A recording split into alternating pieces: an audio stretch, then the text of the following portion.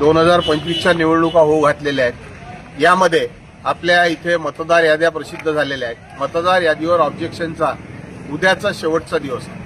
मी जेव्हा मतदार याद्या चालल्या आपल्या तालुक्याच्या, तेव्हा माझ्या असं निदर्शनास आलं की काही गावचे गावं या मतदार यादीमधून गायब आहेत। त्यामध्ये विशेषतः सांगायचं झालं तर पांढरी खानमपूर पंचायत समिती गणामध्ये टाकरखेडा, मोरे आणि धनेगाव हे गाव गायब आहे।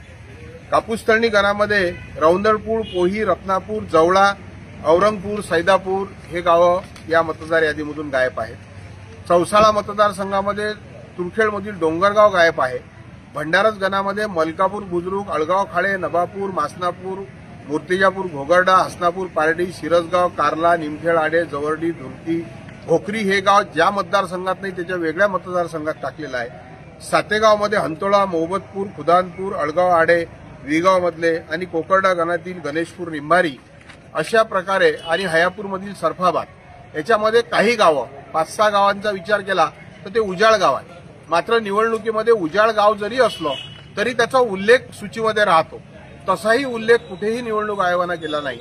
यावरून निवडणूक आयोग आणि निवडणूक आयोगाची यंत्रणा निवडणुकीप्रती किती कॉशियस आहे हा माझा यांच्यावरचा आरोप आहे।